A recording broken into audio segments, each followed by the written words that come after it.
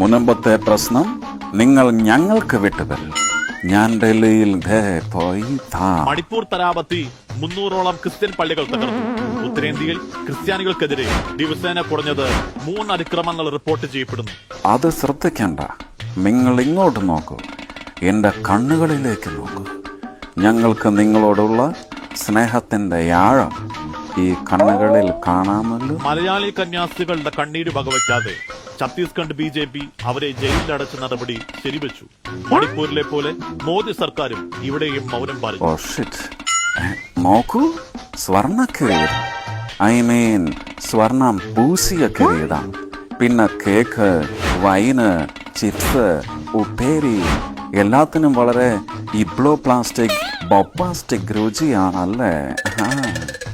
സിനിമയെ പോലെ ഞാനിങ്ങനെ അഭിനയിച്ചിട്ടില്ല. പുറത്ത് അടി പിടി ഇടി, നാട്ടിൽ കെട്ടിപ്പിരി.